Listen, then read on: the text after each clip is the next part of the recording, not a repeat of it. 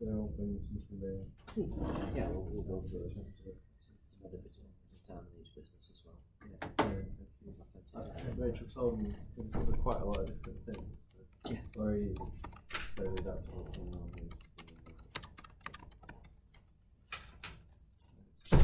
Some maybe pre-starts or something.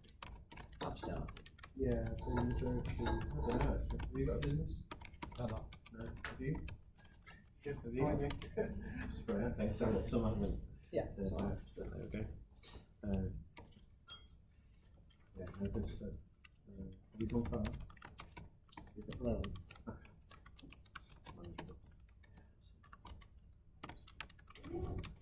So I'll tune in from my desk. Okay. Once you go live, and yeah. Yep. Exciting. How long are you staying till? Whenever Rachel needs me, Okay. 6 maximum. Right, and then that's you going through. So Yeah. Okay. So Have a nice everyone, if I Easter. don't see you. And same to you, and thank you very Oh, much thank for sort of you. working right to Yeah, the very no end problem. of term, literally, and beyond. I hope you have a good Easter. And too. you, Simon. Hope you enjoy all your You Easter guys egg back in on the hunts. 5th? Yeah. Yeah, so I'll see you on the 9th. Right, come on.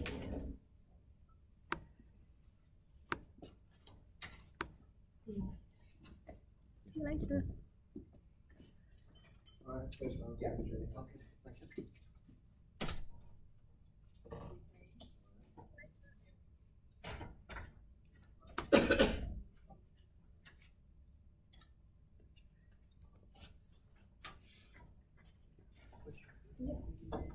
I just need to. A few minutes now. I think we'll just kick off in a minute when I'm just trying to get this streaming.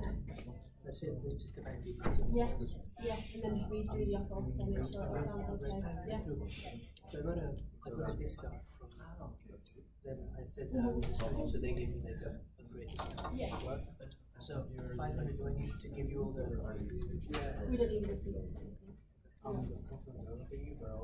Because it's an online payment, then I'll have to ask for a receipt as well as that. Okay, no, don't worry about it. So it just, do I need to put that in my personal account or my company personal If you account? put it in your company account, it's the same. Put it in your company account, I think it counts. You know, when you do your year end, it counts as income there. I don't know if it's taxed or something there.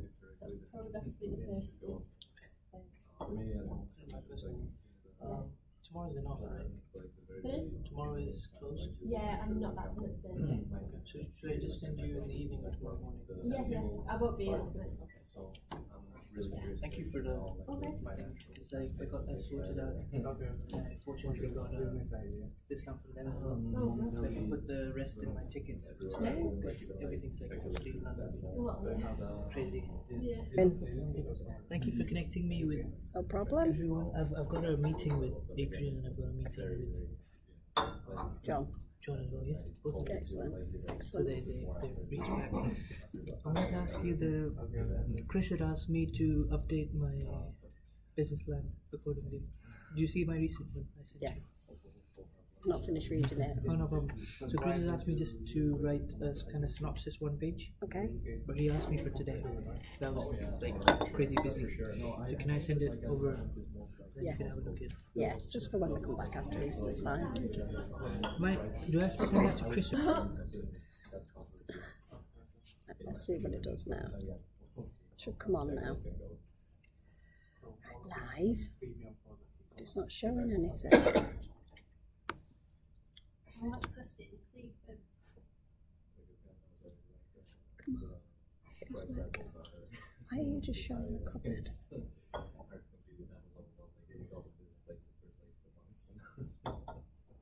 That's why I was thinking I wanted some more stuff. You say cookie so much. Yeah.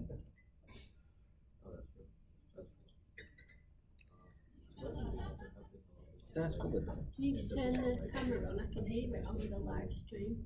Can you? Well, it was on before.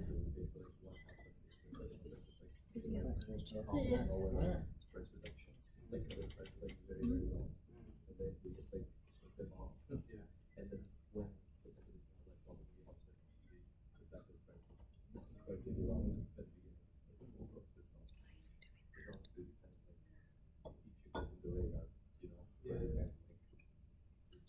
Stay near the screen. Well, we can hear you. As long as we can hear you.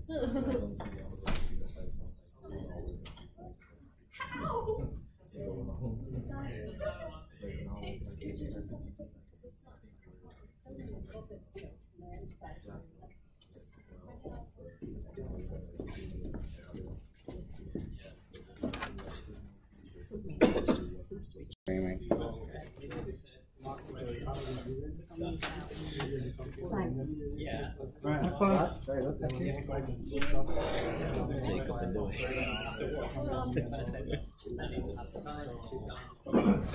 Yeah, so I think in a couple of weeks. Yeah, after the vibe, you have to basically say, make this right also. So now it's, sorry. Is this everybody now? So yeah, we just got a couple of gentlemen outside getting a cup of tea, but we'll be back in a minute.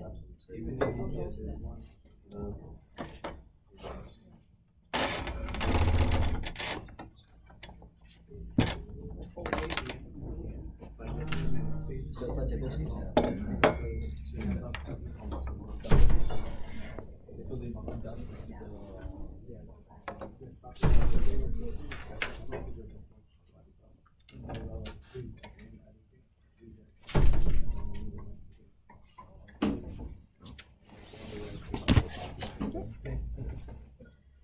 Right, I will. That's it, that was it. Sorry. Full house. Right, I was David Baker.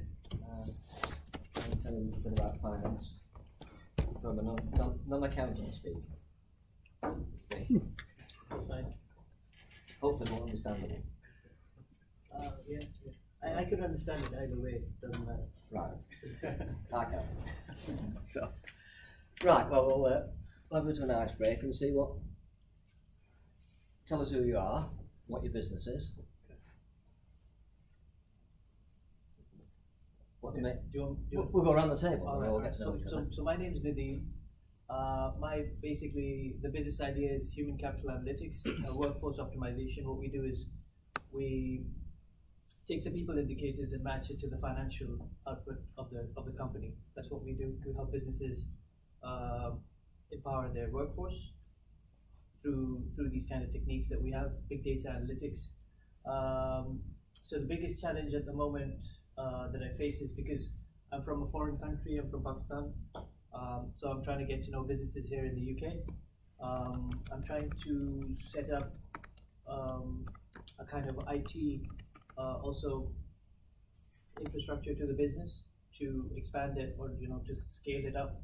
And the benefits from this workshop would be because kind of my business revolves around accounting and finance.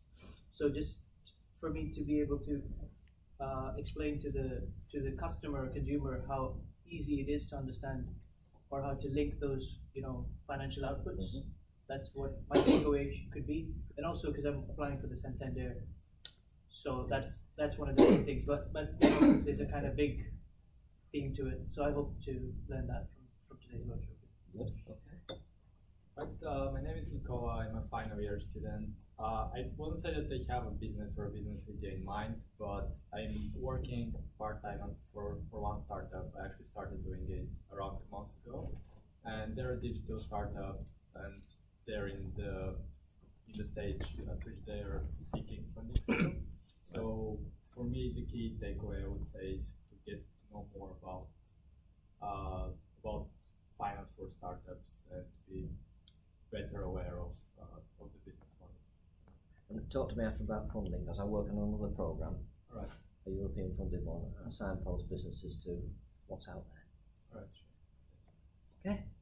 Hey there, my name is Theodore. I'm currently in my final year as well, and momentarily I do not have a business ongoing, but I have a plan for in the realm of e-commerce on a qualitative basis instead of like an actual like economic competition war between like the lowest price and things like this.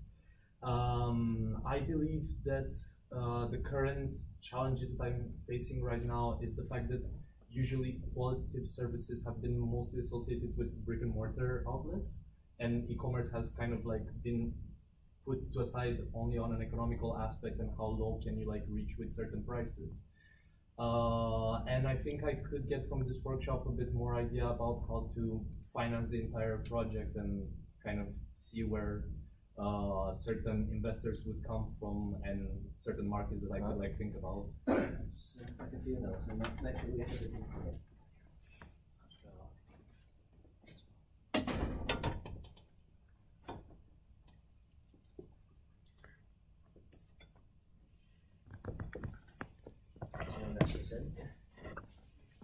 Anything else that you want me to add, and then we'll make sure we're covered at the end of the day. Yeah. I'll do that. Yeah. Right, good. Okay. My name is Adwali. I'm from Sudan originally. My project back in Sudan, I'm trying to do an events platform. I haven't launched it. I just launched it on social media. We have a very large following, around 40,000 people. And for the workshop, I just want to get the awareness on the financial balance sheets and stuff like that. I tried it before, failed miserably, failed very miserably. But you learned from it. Yeah, yeah. So those are things that Yeah. But just general awareness on the financial aspect of it. Yeah. Good. Okay. My name is Nora, and I'm still at CSU, the accounting finance and the budget. So to be honest, I feel like I'm saying. You should be doing that. Sitting in the wrong room because like this masterclass, they're all talking about business ideas, and I almost know nothing about it. But I do want to get more insight on financial success from this workshop. Okay.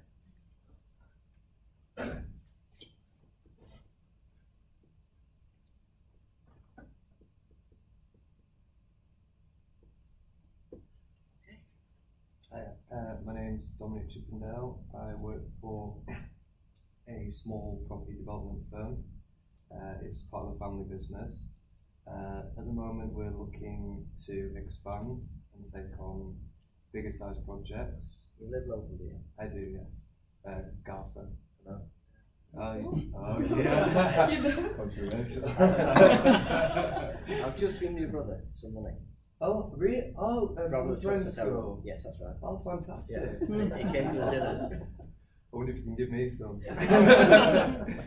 You'll have to apply. Yeah, we'll do. Well, we're looking for financing for expansion at the moment, and to make sure that financing is safe and delivers on what we're aiming for it to achieve. So you're not going down bitcoins. You speak to my dad, you don't know what he'll do. I don't understand that. So yeah. Hi, my name is Jing. I'm the owner of Two Thai company. Basically, we sell Thai food and catering services. At the moment, what we are doing is expanding. We are expanding to a new line of production. So basically, a product development of the sauces and condiments.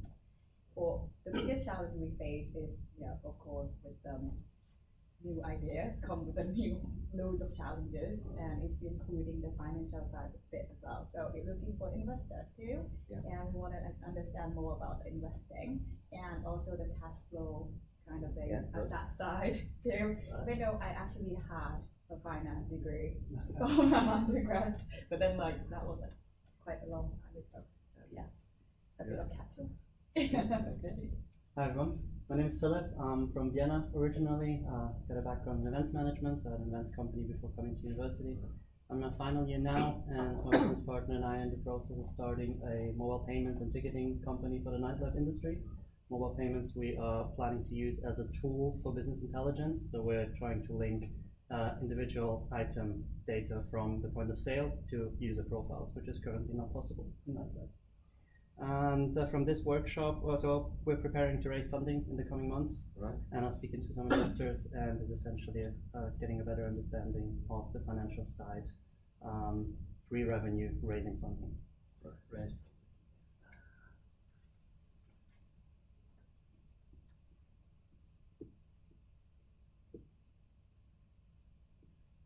Okay, well, it's got a good selection there. We'll see if we get everything covered.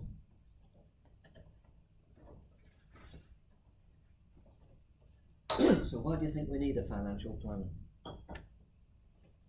tell investors how much money they're going to make if they invest in this. To know. What about yourself? Well, you might have big expansion plans, but you might not have enough in the piggy bank. To pay our bills. So that's what it's. You can all have great plans, but if you haven't got the finance in place, you might not be able to go ahead with them. So you may, excuse me, so maybe some cash flow. So you can't do a cash flow forecast. Well, you can. You know what you've got coming in from your grant, you know what you're spending, and you know what you've got left at the end of the month, or not.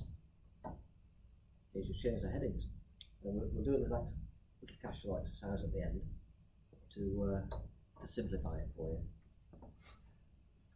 Obviously, your bank balance is important. You may or may not get a loan from the bank unless it's secured or guaranteed by someone.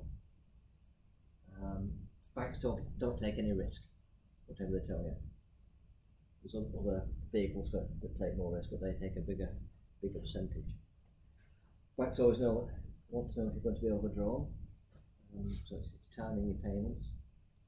You can be profitable, but you can run out of cash.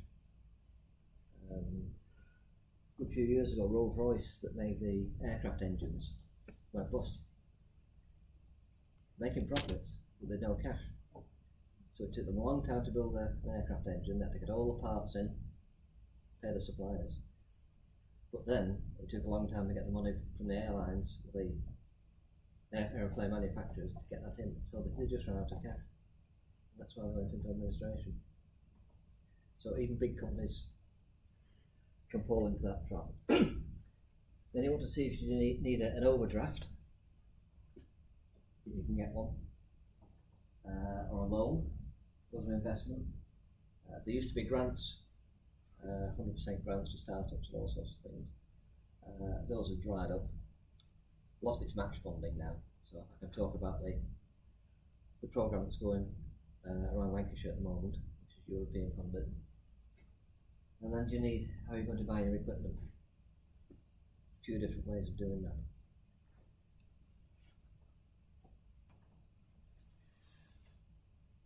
So we've touched on this. You want to know what's coming in, what's going out. Even if you raise an invoice to a customer, they're not going to pay it on the day or unlikely. It's going to be 30 days, 60 days, those sort of terms. I did some work on another program a few years ago. A girl made some slings for babies, and it was one piece of Leica with a funny twist, and the kiddie sat on your hip, so you didn't get a curvature of the spine. And it was a newish business, but went about 12 months, and then Boots got in touch, and they wanted to stock the product. So I went down and said, "Oh, we want exclusivity, so you can only sell it through us. So we're already selling. We'll do it in a blue, same as Boots." Went through a few other things, and she got to say, "Well, those are my terms and conditions." Well, put those away. So they got a big book out like this. Those are our terms and conditions of purchase. Now we pay our terms 120 days payment, and if we pay in 120 days, we take 5% discount as well. And then we'll try out in 30 stores. So you'll have to you'll have to build the point of sale material to the end of the aisles. Then you'll have to make sure they're stocked for 3 months. Well, there was her and her husband trying to cover. Anyway, she could get the 30 stores covered, but this cash flow was no good, so we walked away. And she carried on selling online and to other retailers. So I identified early on that couldn't afford to supply Boots. Always got to check if your customers have paid you. Just because you've raised an invoice, it doesn't necessarily mean it's gone into your bank. I had an example a couple of years ago. I did a research project for Lancashire County Council on the chemical sector in Lancashire, because they part-funded that research for one of the colleges that was going to start a chemistry department, or restart it. So I did all that. Invoice went in, a remittance advice email came in just before Christmas, Oh, that's handy. A few quid for Christmas. Didn't check my bank statement till mid-January. It hadn't arrived. Oh, I've got this piece of paper says it had. Well, no, it hadn't. Got in touch. Oh, we paid it. Came back. We paid it to somebody else's account. Yeah, fine. Well, can I have it? Well, we'll get it back and then we'll get it to you. But it won't be right away. So it was another 3 months before they sorted this cash out. Or it was a ploy from Lancashire County Council to say because they're lousy payers, like all the public sector. So always check. Even if you think money's gone into your bank, a check can take up to 10 days to clear. They say it's 3, but it can be claimed back within about 10 days. So always be careful. You always want to know what your bank balance is, plan what you're going to do.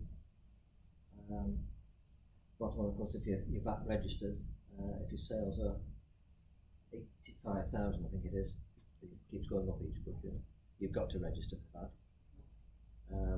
If it's less than that, you can register for VAT, and then you claim anything back that you're buying, but then you've got to add it to your prices. So it might make you uncompetitive if you're competing with other smaller businesses, that you're suddenly 20% dearer than they are. So it's a decision you make early on. If you're doing business to business and you're buying auto material, perhaps your building company, it might be better. But if you're dealing with smaller customers, you might be 20% dearer than your competitors. But if you're doing bigger projects, it doesn't really matter. But it's a cash flow issue because that goes out every quarter. So when you do your cash flow, you've got to bill. The VAT is going to go out every quarter. And if you miss a payment, they're on the phone to you right away. Not as bad as it used to be. When they were separate to Inland Revenue, you know, you get a phone call the next morning if it hadn't gone in. And then they softened a bit. If you've got a problem, you ring them up and tell them it's like that. I'm going to be a few days late or what. But you end up with black mark on your file. And it's there for a while. So keep on the good side of them. So you want to know what's in your bank at any one time, because you might want to go out and buy some equipment. Are you going to be overdrawn? You've got to, if you think you're going to need an overdraft, when we do a cash flow, it'll show that you might need it in certain months. Go and negotiate it with the bank. Because an unauthorised overdraft is very expensive.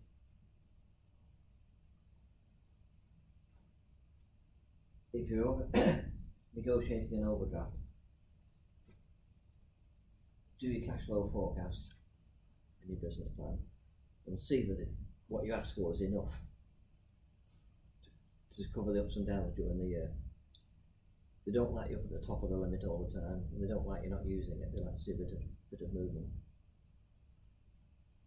If you negotiated a high amount and you were only using a bit, they'd come back and renegotiate your overdraft limit down, and then they pay you for the privilege of coming to have the meeting.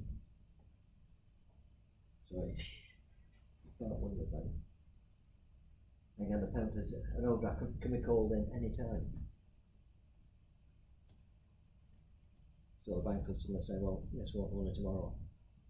What personal guarantees have you got? Is a new business to ask for that? Or somebody else to guarantee your payments? And if you can't pay, they'll go after them. So it's cash is king. Cash is king, certainly is. You can be making profits but with no cash, or vice versa. So when you're starting a business, obviously with a business plan, that's somewhat more detailed than the Santander one. It's quite an interesting project. How long's it been running, Jim? No, I've not come across it. Universities competition. At least 5 years or so. Has it? I think so. It's just for universities, isn't it? Yeah. No, I've not come across it. Yeah, so you're going to want a cash flow forecast. So you might need money to buy stock, obviously, for your building. Are you going to work from home, or are you going to rent an office space, or have you got an incubator unit here? I'm just currently working on one. Because those are quite handy. Sort of rent a desk or rent a small office. UCLan have got one. Manchester Met have got one. I do have co-working spaces across the uni in different departments. So you can just you pay a low amount for rent a desk, and then you've got some offices and you have meeting rooms. And it's not quite so isolated. Yeah. It's lonely when you start off on your own and you're waiting for the phone to ring and it's not. Yeah. So again, you might have to buy some equipment, spend something on marketing, a website, get your business known. We're going to spend those before you get anything back. Obviously, social media is a lot easier now to get your presence out there. That's pretty well zero cost apart from your time. But you're going to cost that in anyway, aren't you? So you can money to start up. You might have some stashed away. You might have won a lottery, premium bonds. The cheapest rate at the bank is Bank of Mum and Dad, and family and friends. But imagine if your business went bust, how would you feel having to tell your friends you've lost their money? Tough decision. Talk about get a bank loan. That could be over a 5-year period. The interest rates vary. This Boost is a program that I'm working on. It's European funded. I do the diagnostics on businesses to see where we are, where they're going to be in 3 years' time, what help they need. I signpost them to all the various sources. So there's an access to finance team in here. So they've got they can deal with or point in the right direction of things like there's the Northern Powerhouse Investment Fund. It's come out. It's £440 million gone into the kitty to help businesses, and some's a loan, but some's putting shares into it. Now I thought the northern part of the UK was Liverpool, Manchester, Leeds, Sheffield. Well, some of the northeast is in this little pot now. So I think it must be anything north of Watford.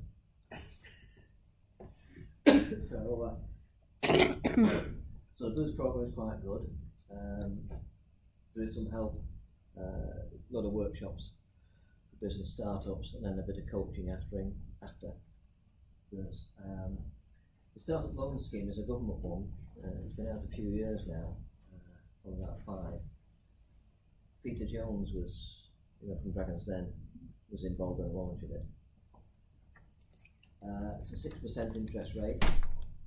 You can get a loan up to 25,000. Obviously, you need a business plan and full application forms in. And you can repay it between 1 and 5 years. So if you go on the website, at the Startup Loans, and different organisations will administer it for different areas. So somebody in Manchester's looking after it, and somebody else in Warrington or Liverpool. There'll be somebody in Lancaster, somebody around Preston, but they'll tell you on the list. Might be the Chambers of Commerce. Sometimes they sign push you to it. This Rosewood Fund, going back a bit now, 20 years ago, Leyland Trucks were part of DAF, making it heavy goods vehicles in Leyland. They went bust. And Lancashire County Council put a big pot of money to help all the suppliers of Leyland to Leyland to carry on with engineering companies or on this area. You had to supply British Aerospace or Leyland Trucks. So they put this money in, and there's all sorts of different packages of help. But they set a Rosewood Fund up, so you could get, there's a micro one, 10,000 up to, should be 49,000. And then there's a higher one, we can get it to up to $1 million. So one of the criteria, you've got to have been turned down by a bank to get it. They're what they call a lender of last resort, so they charge a higher interest rate. So they charge 4% above the bank rate. But they're taking more risk. The banks don't take any risk, or very little. So, again, the access to finance people will tell you that it's based in Preston. And it's been around a long time. It's a good scheme. You come across venture capitalists?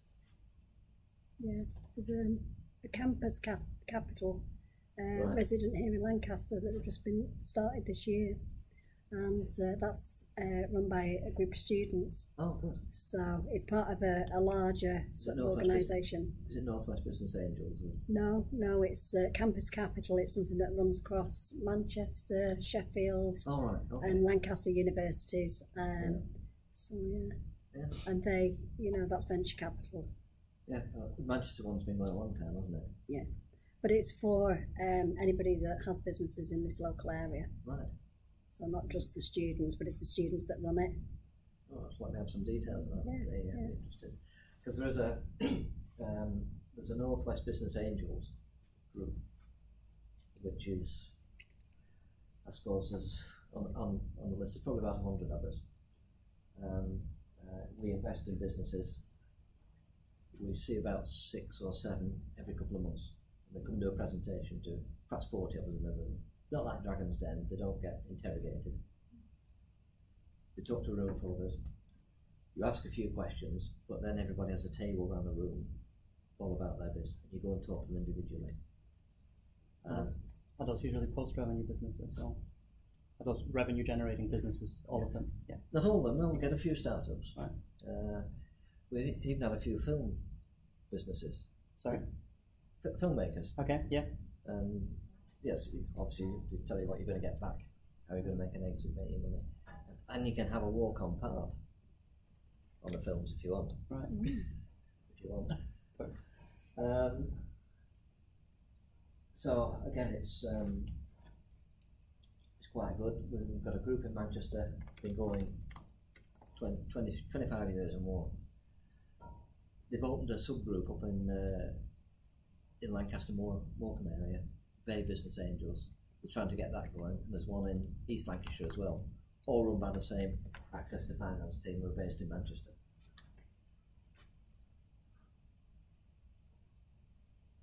There's a profile written that goes out to, even if people don't go to the meeting, the profiles go out to everybody on the list and to some other venture capital organisations.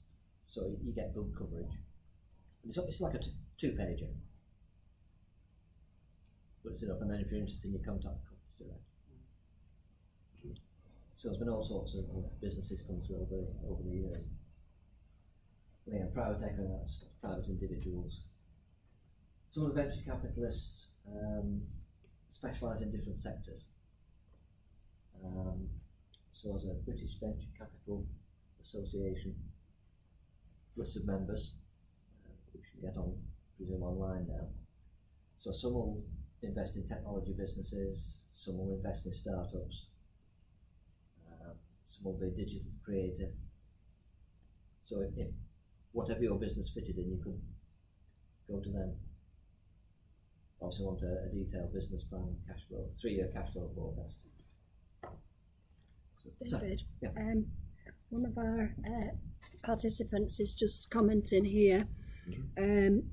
Yvonne, who has a creative arts business, she said that she's contacted Boost and she's now taking part in the Lancashire Forum Creative. Yeah, she hasn't talked to them about access to funding. Should she wait until they discuss it or apply now?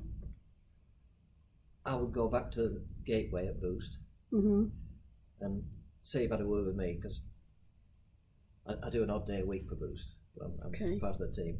They would say, well, we'll get somebody to come out and do a diagnostic on your business. Okay, so she asked for a diagnostic. Yeah, and then we can signpost them. So when I'm doing these diagnostics, Lancashire Forum is one of the organisations I'll refer people Okay. to. And there's quite a bit on the Boost website. Okay. Thank you. Lots of case studies and things. You've probably come across crowdfunding. That's the flavour of the month at the moment. Thankfully it's been regulated now by the Financial Conduct Authority. When it first came out, it was a bit free for all, and a lot of people got ripped off. But you can do all sorts of different ways of raising funds through crowdfunding. I think there's something on television one night this week. Some kid had been quite ill, and they raised some crowdfunding to get them to America, I think it was, for treatment. I did some work with a footwear company. The guy used to work with a big footwear company in East Lancashire, big supplier to Marks and Spencer. That closed a number of years ago. He was a shoe designer, so he started getting. He did a lot of ballet pumps and wedding pumps, that kind of thing. Ladies, of course, and they had them made in India and China.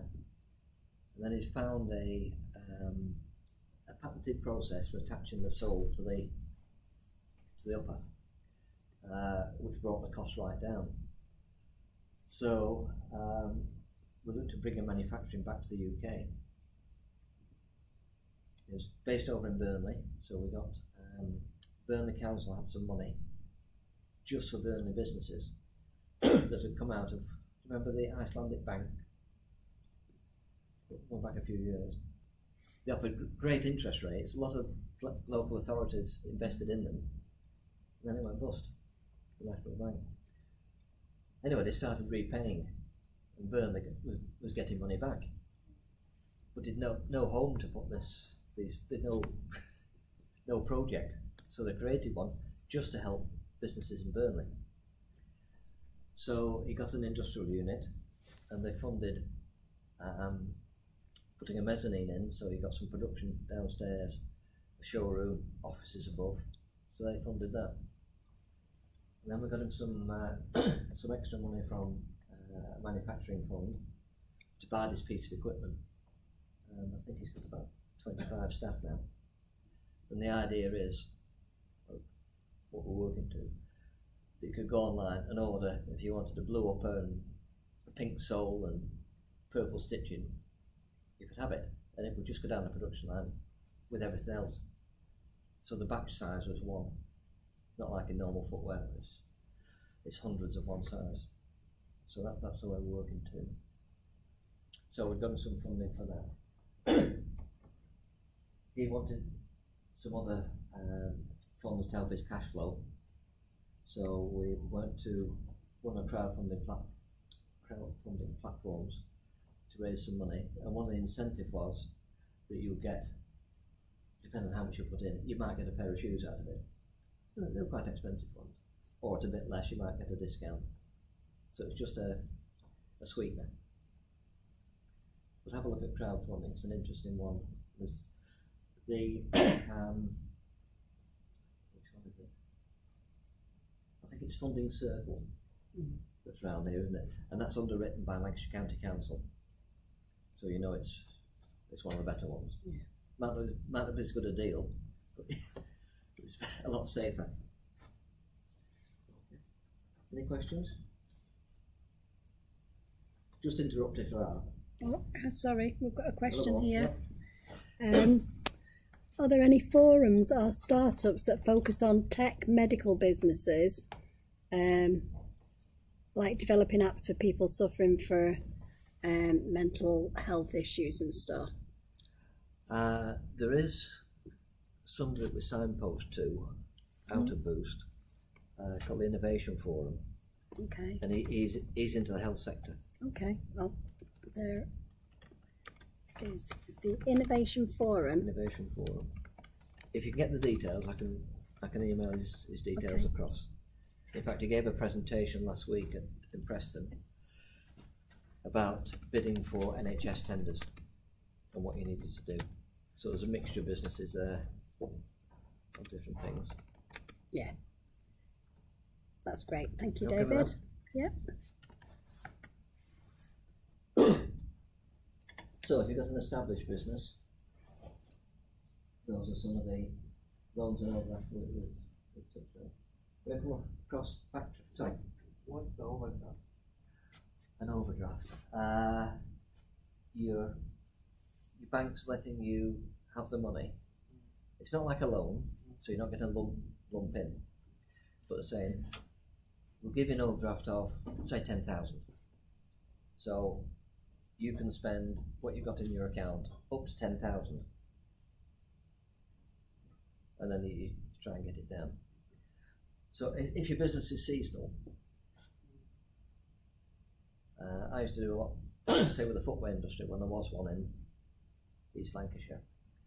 And they used to make carpet slippers. You remember these? Come on. Not that old. A lot of those were sold at Christmas because they were a cheap present. But they couldn't make enough in October, November to sell in December. They had to start making them through the year. So they were building massive stocks up. So they had to finance it. They weren't getting paid until probably January.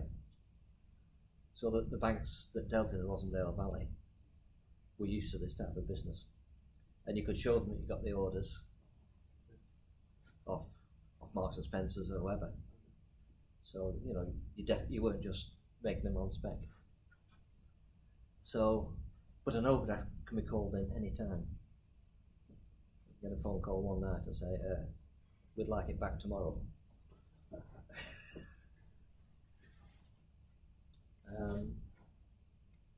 Factoring, you've come across that.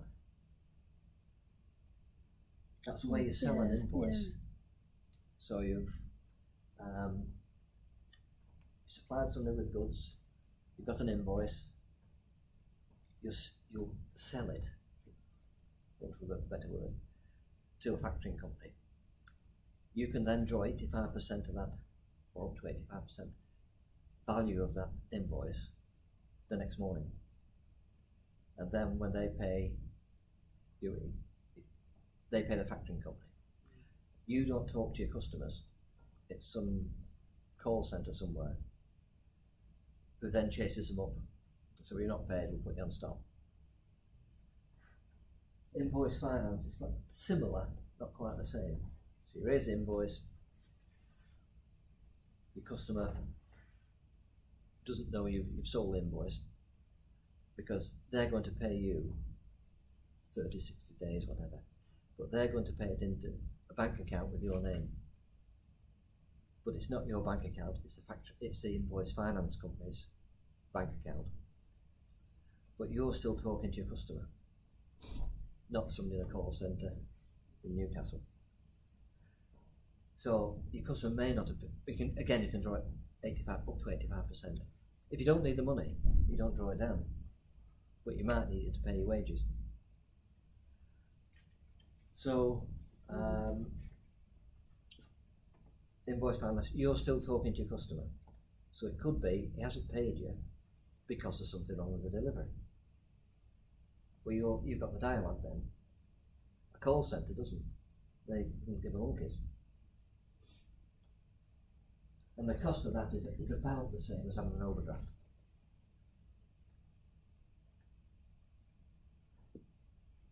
Up to about 10 years ago, you had to sell, we call it sell, all your customer list to these companies. They wouldn't just deal in individual invoices. Now, several companies do, so you can sell one invoice. It could be a massive invoice that's going to be paid over a few months. If that's the agreed terms, you can draw down what you need.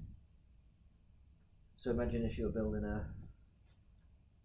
ship or an aeroplane. You've got to buy all the components, then take a long time screwing them together, then sell it, and then wait to get paid. It could be 12 months. You've got to pay your suppliers. So you could sell that invoice to an invoice finance company and draw down the money as you needed it. And you pay a fee for it, obviously. But it's another form of financing. Stock finance, that's another one. A bit more expensive, but you can raise the money on a purchase order for getting materials in. They would give you the money to pay your supplier. But you've got to be really desperate to use it. Build this into your price. Then you might find an investor. There are tax incentives for investing in startup companies, something called Seed Enterprise Investment Scheme, SEIS, if you look at that. And then there's also the Enterprise Investment Scheme, which is for more established businesses. And you get tax relief on it, because you're taking the risk of investing. So, what I do every year, work with my accountant up to year end, up to now, to see what I would have paid in tax. And then my financial advisor would decide what we're going to invest, so to pay a little bit of tax. I don't want to not pay any, because it might flag up if I went on year, didn't pay any. Well, I've got to do my bit, haven't I? So it's quite a generous way of investing. So lots of people do this. So what you can do it is through a fund, what they call a venture capital trust, where the trust invests in lots of businesses. So it's not just taking a risk on one. So it can invest in a few. I said when I bought a couple of companies in 1998 myself, one of them had been going about 25 years and the other about 15. So I couldn't they weren't enterprises, they weren't new businesses to invest in. So what we did, we set a holding company up, which was a new business. Then that bought the shares in the other businesses, built it up as an investment business. So I got my tax relief, because when I sold the other businesses, I had a bit of cash. A question that I had was these investors. Yeah. Let's say if you're an investor and I would want you to invest in my company, then you have a stake in the company, right? Yes. And then you get a tax relief. Yes. And could it be anyone, or do you have to have a certain company that invests, or do you invest yourself? You'd invest yourself, but you do it through your accountant to make sure it's not pound for pound. So if you'd say £4,000 or £5,000 to pay in tax, you might have to invest 14 or 15,000 to cover that 4,000 or 5,000. Okay. There's a formula for it. Okay. And you can say you get the details from SEIS? SEIS is the seed enterprise one, which is a startup. Okay. And the EIS is just the enterprise investment scheme.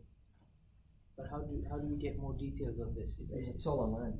So there's a SEIS.co.uk. Yeah, yes, it's a government scheme. And then whoever you want, let's say if I want someone to invest, a UK citizen, let's say, and he or she can have a look at the scheme and then invest accordingly.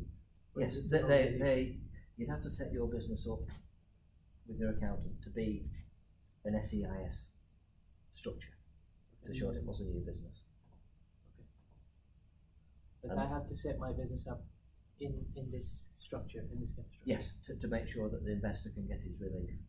Okay. So, on the Business Angel Group, when we get businesses coming to do a presentation, they usually say, we're set up as an EIS or an SEIS business, which makes it more attractive to invest in. Okay. What about, let's say, if my business is set up as a private limited at the moment? Yeah. I'm just, because I don't have this knowledge at the moment, so, and it's guaranteed by shares. Yeah. Is that something different? No, you're an incorporated business. Yeah. What's the difference between that and this thing? the investor can't be a director of your company. They're just an arm's length investor. Okay. And then once they pull out their money, they usually leave it in for about 5 years. Okay. Or your tax relief rolls up. You look at it, if the investor puts that in and he loses his money, because you go bust, say, he'd have paid it to Inland Revenue anyway, so you'd have spent it. So it's, but if it does well, it takes off. All the profit from that, you keep tax free. Okay. So it's. Is that how they run venture capitalism then? Yeah. But it is always a higher amount that you need to invest than what you would have paid in taxes. Yes. Is that right? Yes, it's not pound for pound. And a lot of the business angel groups and associations work through SEIS mainly, don't they? Yeah. So my company, just to come back to that question, my company, I need to talk to the accountant to set it up as an SEIS, and I can do that now as well. If you're a new one, you'd be a seed enterprise and SEIS. If I'm a new one. Yes. But I need to talk to my accountant to do that, right? Make sure everything's right and in place. Okay. Get it right. It's hard to alter it after. Yeah. So the just to make sure that the new companies startups are SEIS and seed enterprise. Seed enterprise, and if we grow, then we become the EIR. EIS. Yeah. If you're doing a second round of funding later on. That's the EIR. EIS. EIS. Sorry. Enterprise Investment Scheme. So it's all on the site there. It's about the only time you'll get money back out of the revenue legally. So it's a very very attractive scheme for business and investors. If somebody sold his business and he's got a pot of money, what does he do?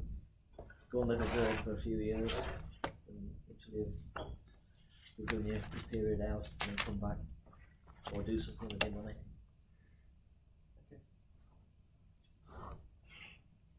Okay. So what everybody wants in a business plan. Who's written a business plan?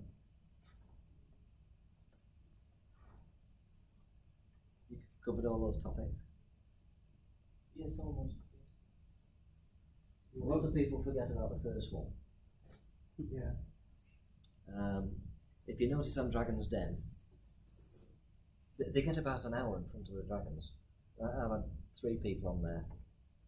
I had somebody on the very first series, and she'd been a buyer for a big retail chain. They'd gone out to Hong Kong, and the father became ill, so she came back to look after him and decided she wanted to start an aromatherapy business. And this was the first series of Dragon's Den, and she was on another programme. Right. I've been accepted for Dragon's Den. Great. Well, they need a business plan, so we did this. She wanted to build a brand, well, so we'll go for $250,000 to build a brand. Phone call on Thursday. It's producer. It's a bit high, is that? We like to spread the investment. You can't do something about 40,000, 50,000, can you? I suppose we can, yeah. Can we have the business plan for Monday? So I had to work all week and redo this. So Joel went in. The dragons don't see the business plan. The first time they see you, well, you used to walk up the stairs. Well, there weren't any stairs there, that's just a TV set. Go in, you do your pitch. So they gave Jill a grilling for an hour. And said, oh, you'll never build a brand on 50,000. Well, we know that. And then she got a real pasting, but she was a tough old bird, being a buyer, she would be. And then there was Salmon Woodruff, remember on the first series? Yo Sushi, come across those, and Yo Hotels. Well, he was an investor, he was a dragon. And he'd invested in a PhD student who wanted to buy some land in France to grow truffles. And he'd done research and he found a cheaper way of growing truffles, so Woodruff gave him some money. So, getting near the end of this presentation of Jules, and I said, oh, can you use truffle oil in aromatherapy products? Well, she was up to here with it. Well, if you want to smell like a pig on heat, you can. Anyway, they edited that out of the TV programme, needless to say. She didn't get her money, but she got 14,000 hits on her website in 24 hours. So now it's filmed in Manchester, and it's the new series is somewhere called the Sharp Centre, where Sharp, electronics used to be a big warehouse of theirs, and that's an incubator unit. But some of the loading bays split up into TV sets. They filmed all sorts of it. So they walk into the room. They're not getting in the lift at all. It's a room with a door at each end, and then the rest of the set's inside. So not as all as it seems, but the Business Angel Group's nothing like that. But we're not as wealthy as they are. I think more and more, when you see these big programs, they're more about PR. Even I've heard. It's the Peter Jones show. Yeah, I went to the Boost conference, and we had a couple of Dragon Den people there, and they said that we didn't win, but the PR that we got, that took us to a new level. Yeah. So it's not necessarily that you go in and win, it's just about the PR that you get. And then a lot of the business people see it at an angle which an individual person can't see. Mm. So you get the insights, you get the feedback, you can always take that feedback as a positive. I think only about, less than half of the businesses they say we're going to invest in, they go and do what they call due diligence. Mm. Check everything. About half of them don't go ahead. Yeah. So it's quite, it's not as it seems on TV. It's the Peter Jones show. Mm. So, yeah, where I was coming from. So if you watch Dragon's Den, if they're interested, they'll ask them loads of financial questions, give them a real grilling. And then they'll say, what's your background? What have you done before? Is there anybody else in the business with you? Oh, I have an accountant. Is he here? Well, bring him up. 65% of what they invest in is that management team, 35% in the product. And sometimes you'll see that, it's an absolute rubbish idea, but you're investable. Now go away and think of something else and come back. The other way is, great idea, but your management team's rubbish. We're not going to invest. So it's all about the people. I think that's certainly the approach that Unlimited have, in that they invest in the people and not in the ideas, because they recognise that the ideas is probably going to change half a dozen times in their journey. So they invest in the people. And that's on the social entrepreneurs. Yeah. I'm one of their mentors. Cool. One of the things, done all sorts. Market research, that's the key. Lots of people have got a great idea, but there's no market for it. So you've got to come up with some credible market research. Quote your any published data, up-to-date data as well. Put it in the appendix, just refer to it in your plan. I had one chap, I was working on a new business startup program when there were enterprise agencies back a few years. This chap came in and he said, I want to be a property developer. Oh, very good. What are your skills? Well, I said, are you a builder? No. Electrician? No. Joint? No. Well, why do you think you can do it? Well, I've watched this 60-minute makeover on television and I think I can do it. So I think you better go away and do some research. We're not giving you a grant. So it's all those things. Come across SWOT analysis. Strengths, weaknesses, opportunities and threats. So you always got to get that in your plan. But then the other one, the more extended one, is bringing the political and economic pestle. Yeah. Right. I first started off with a SWOT, and then I took it to Simon, and he said SWOT's not enough. You need to take it to pestle. Yeah. Because well, now we've got Brexit and hanging over everybody. Yeah. Cash flow forecast again, that's key. So any investor's going to see when they're going to get the money out. So what happens with the Business Angel Group? They're always looking at what the exit is. Is it going to be 3 years, 5 years, 10 years? You're always looking to get your money back to reinvest in something else. So out of 10 investments, 5 will go bust. 3 will break even and 2 will fly. So you need the big return from those 2 to cover all the other losses. So they want a seat on your board. Maybe your chairman and non-exec director. And be a mentor as well, of course. Bring their contacts in. Got to do management accounts. Certainly detailed for the first 12 months, monthly ones, and then perhaps quarterly for your second year, and then do half-year ones for your third year, because things do change, with all the assumptions. So what would your management accounts look like then, David? What would be, what would be in them? Sales, obviously. All your costs, your wages, all your overheads, which we'll go through when we do the cash flow forecast. They're the same headings. The model I use, that spreadsheet, it's only a simple one. Do your cash flow forecast, it flips across into management accounts. Cool. And it does a balance sheet and a break even. But I've just wanted a hard copy, we can have a play. Perhaps put some of your own numbers in, but a little exercise as well. Simple one, just to get your head around it. Make some assumptions. They've got to be credible, got to be backed up by your market research. You can't assume that you're suddenly going to go from £10,000 a year sales to £1 million. You might.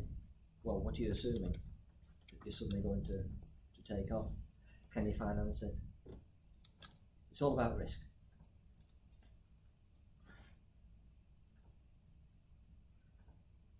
Got 5 minutes? Yay!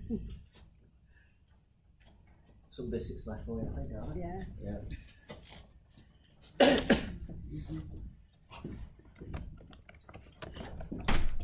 Why is it doing that now?